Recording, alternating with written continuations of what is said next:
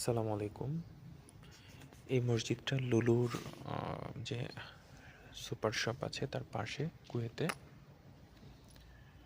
আমরা বসে আছি, এটা একটা স্মৃতি।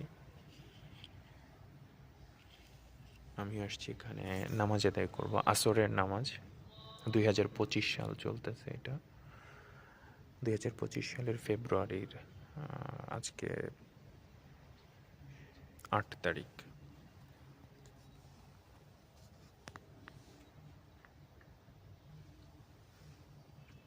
এখানে কোরআন রাখা আছে, যে খুশি সে পড়তে পারে, মুসল্লিরা নামাজ আদায় করতেছে।